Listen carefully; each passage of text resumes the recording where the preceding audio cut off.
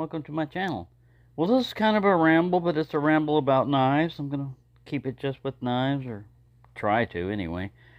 You never know with me. I was thinking about, like, a knife is a tool. It's also can be a lot of different things. And my thought process was, when you go to buy a screwdriver is a tool specifically designed for usually that type of screw, a specific task. And so it's not super complicated. If it's a slotted head screw, you just make sure it's, the right depth for, you can get as elaborate as you want, and everything else, but basically, does the object fit the job that you want it to do? And a knife is different because there's a lot of other things involved. There's nostalgia, practicality, functionality, how it works as a knife, what it does and everything. Yes, it's still a tool. A knife is still a tool. And what separates us, and I say us because you're watching this video, and if you're watching this video, I would say you're in the same category as I am, and that is, you can use a knife as a tool, but it's gone beyond that. It's something else. You're collecting knives. You have more knives than you need for the task that you have. Like if you were a mechanic or whatever, and you only had one screwdriver, you're going to find out that doesn't fit all situations. That only fits that one situation for that screwdriver. Because if it gets too small in that slotted angle, you're going to start rounding out. And if it's too thick, it won't even fit. So you've got to have just the right size. And the advantage, the difference between a mechanic and just your average Joe is a mechanic will have one for every screw shape they encounter. Torques, security, everything. Because they're going to run into it more often. It's either their hobby or their job, and they need it. So I used to be pretty much, I always had collection in the background, but it was usually just like knives that I had replaced with some other knife. It wasn't really necessarily, like, I'm going to collect all Barlows, or I'm going to collect all this pattern. No, it was whatever that popped up and I used. I might try something different just because I hadn't tried that before. I really didn't have a rhyme or reason to collecting knives other than I liked them, and I wouldn't throw them away or get rid of them. If I had them, I'd lose them or they'd break or something else, but I mean, it wasn't something like if you had to pare down something, knives would be like one of the last things on my list to get rid of. And it had been that way pretty much most of my life until the internet, until YouTube and stuff like that. Because up until that time, I would buy knives, and once I found one that fit the function of it, I didn't go look at a bunch more different knives, mainly because I didn't know you could do it. Older people have something, say, oh, I don't know, he doesn't know anything. I've been involved in technology, and even then, I just, you just forget that, before ordering knives was through a catalog or maybe something, before the internet, it was TV and print and stuff like that. So you either could afford that or it was lying around, like Sports and Field or something, There wasn't a big selection. There wasn't, so you didn't have a big market. You didn't have but now with the internet and worldwide, you think up a design of a knife and send it off. You can send it off some factory and bam, you're a knife designer. You produced your own knife. Man, that was not possible. You had to really have a passion for knives back then. You had to start making them, and it would be like a garage type of, almost like a Pakistani knife type situation, but it would be one person. You'd be trying to, and slowly, over a long period of time, you might either like it and become good at it, or it was just something you tried. Yeah, I'll try making a knife. Um, but yeah, I think that's what really started getting me into being exposed to more knives. And then I found out I wasn't alone. A lot of other people collect knives. Because a lot of times, if you're into something, um, usually you're the only one, or rarely anybody. It depends on, I guess, how many friends you have and your circle of influence and stuff like that. But I didn't have a lot of different friends. It's usually like one or two good friends, and not always that super close. But so yeah, I form my own opinions on a lot of stuff, and all that mattered to me before with the knife was like I said, I used a buck 110 for decades because it worked. Yeah, it was heavy and everything else, but it worked. And then eventually, over a period of time, I figured out that, hey, now they make knives with pocket clips built into them. Hey, that's pretty handy. Like I said, I was a traditional guy because there was no choice. There was no modern. Whatever came out at the time was modern. And so, but what I was thinking also is biases. If you have an aversion to, like, and let's say an example. This is not going to apply to everybody. Automatic knives. You know, if they've always been illegal where you're at and illegal to carry, and a regular type of something will work just as well as a knife, but it has a different type of opening mechanism works. Well, man, you're not going to risk usually a felony or something like that just to carry the knife, just to be defiant. See how well that works in a court of law if you're not rich and famous and have all kinds of power. Usually, you get caught with something like that, you might as well be carrying something a lot more effective. Uh, that would carry just the same penalty. So it didn't make much sense, to do that. Well, the laws change, and to me, when laws change, I wait a little while too before just make sure it really is changed, because sometimes the word's slow to get around. You could do this, and do something, and a cop could draw his gun and blast you. Yeah, he had an illegal switchblade because the word hadn't gotten out right away or something. You never know. But I see how it, law does and society adjusts and everything. But eventually I got around to, I love these things, man, because um, one of the problems with deploying or closing a knife is they either don't work or you wind up cutting yourself. Those are two disadvantages right away. It either doesn't deploy all the way or you wind up cutting yourself, either opening or closing it.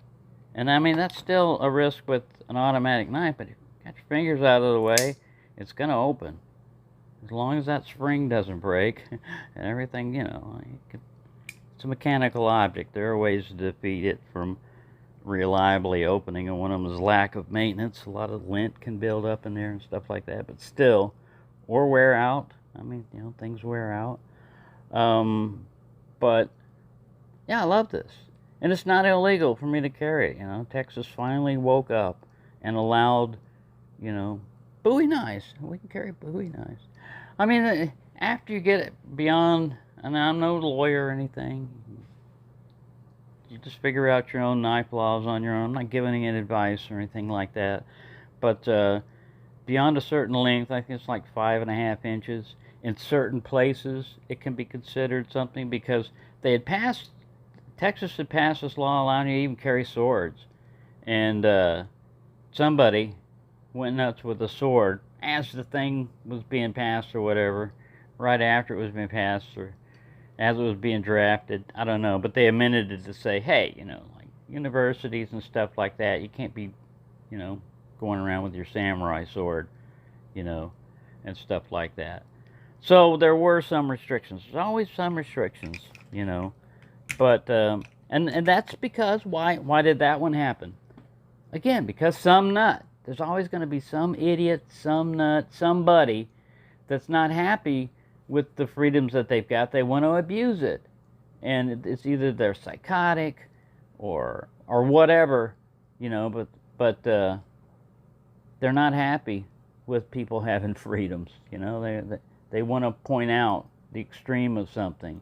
And I mean that's wrong because then you usually now because one out of a million idiots did something wrong with it. Now nobody can have that.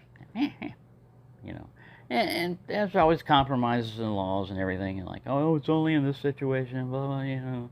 Yeah, you know, I'm not totally against, you know, laws and regulations because I mean that's the way, you know, unless you want to go back to might makes right, uh, and clans and gangs and stuff like that and feudalism.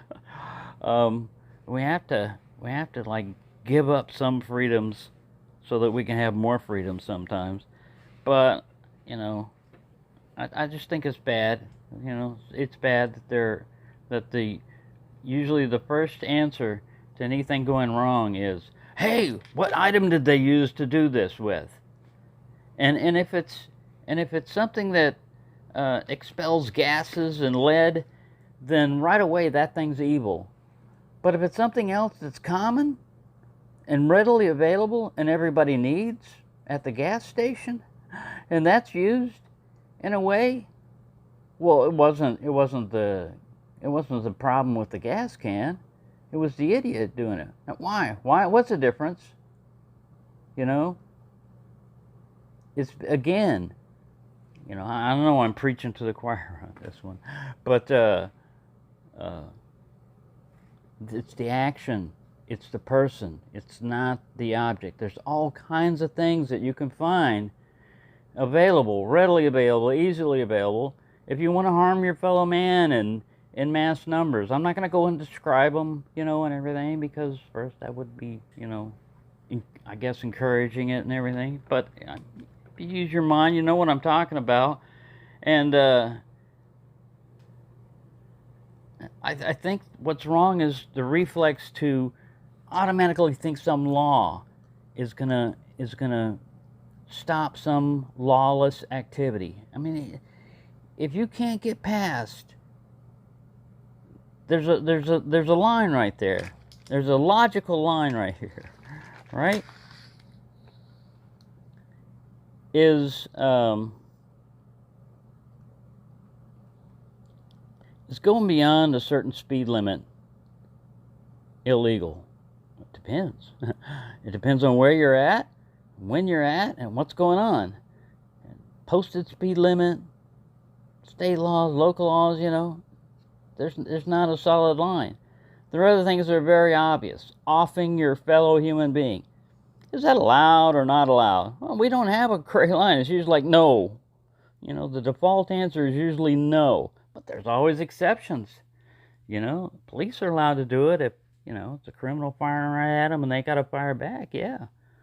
Well, then it is legal. No, only on narrow certain conditions.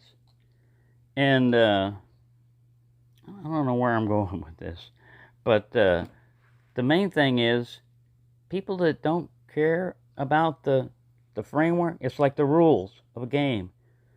Why are you going to play a game with somebody who will not follow rules, who cheats? No, you'd be stupid to, because to them they're always going to win. And what is their answer when you say that they didn't win? It's always force, bully, force, threat, or whatever. My gun says, you know, that I won. Well, yes, because I don't have a gun. Yes, you're right. You did win, and I did lose. You know, but I mean, that's why the answer, I think, when a bad situation happens, is not more laws and regulations. It obviously is not always working. It never will. It can't. There's no such thing. I see these signs,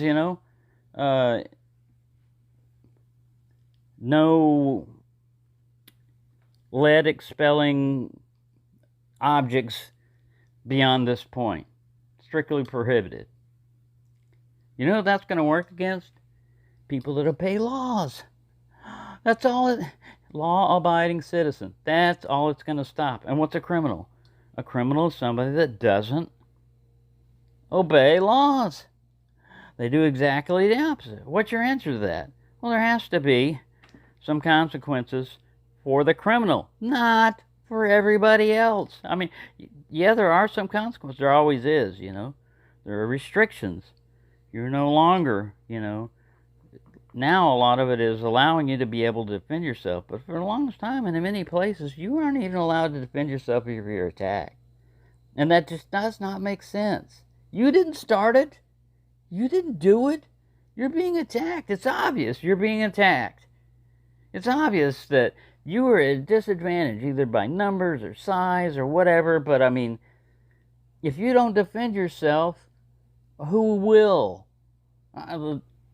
Legally, the police have no individual right to protect you. I mean, if they see a crime, they need to step in. But I mean, a lot of times they're just filling out a report. What happened? We'll go get him eventually. They can't do anything for you right then. It's up to you.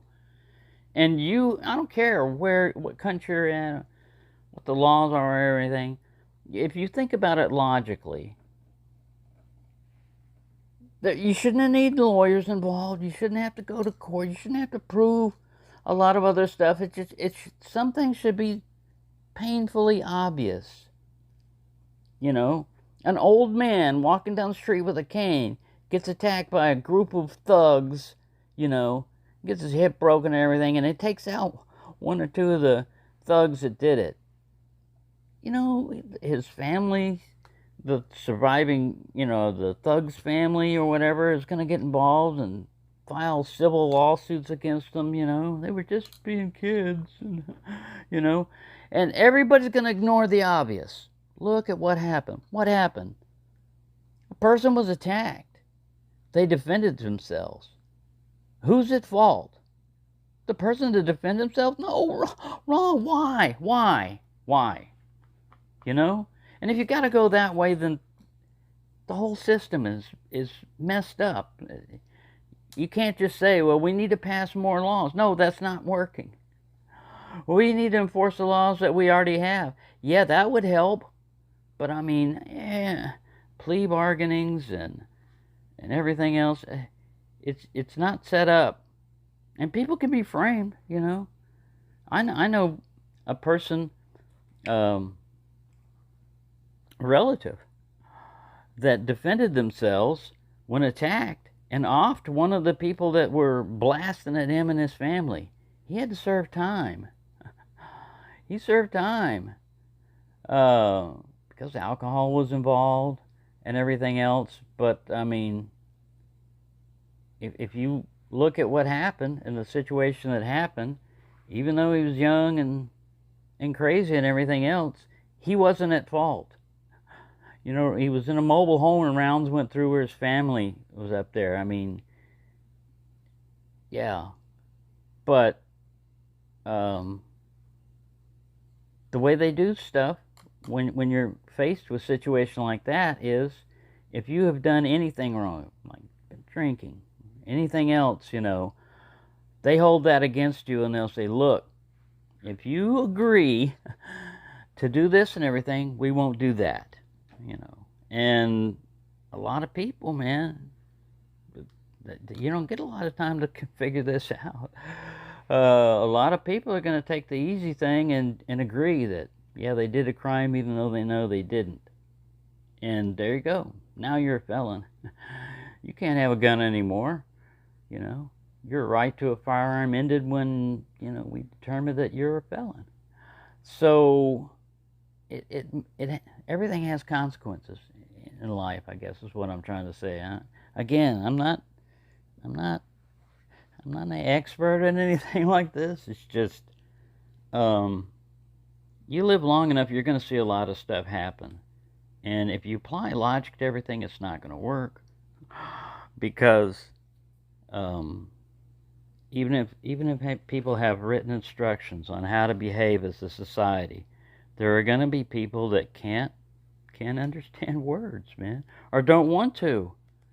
And it's all written down. This is how people should behave as a society. But anything, if it runs long enough, is open to corruption. Anything.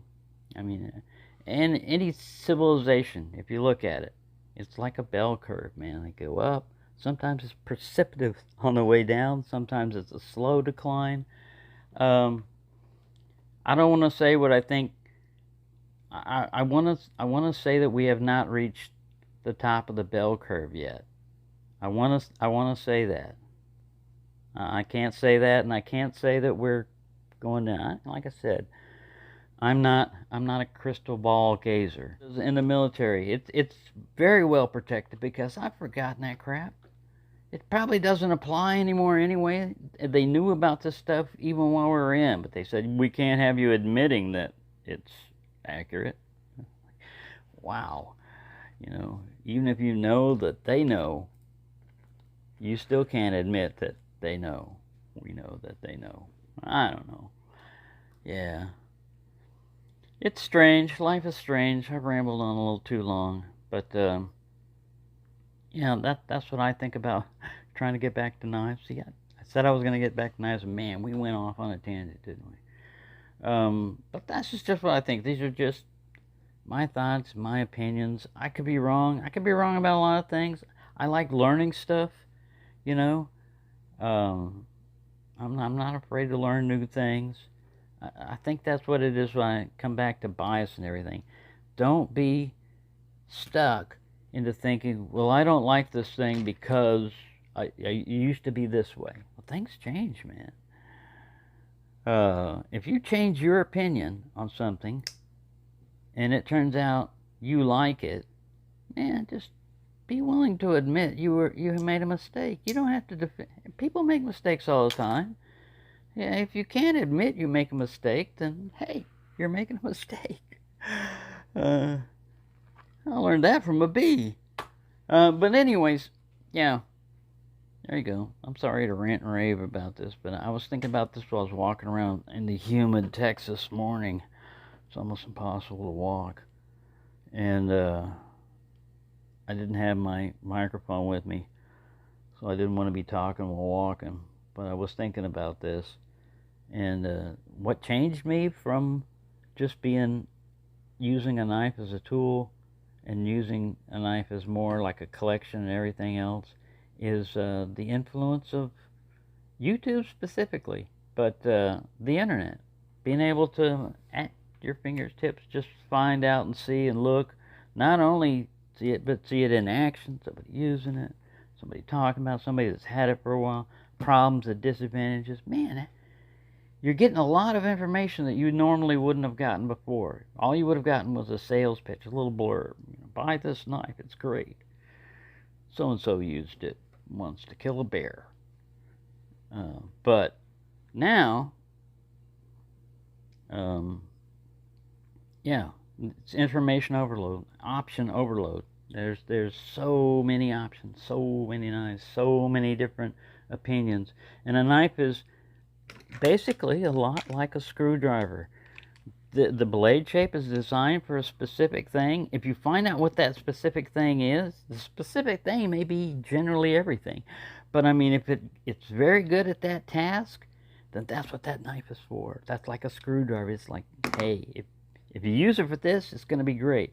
It can be used as one of these types, but you're not going to have as much fun in the same way, you know?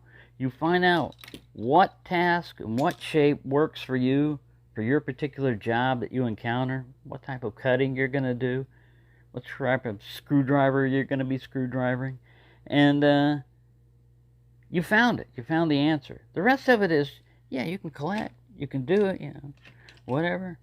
But if you find out that the Cheetah is the perfect knife for me, it has everything I want, folding cross guard, the ability to open one-handed without killing yourself, well, not really.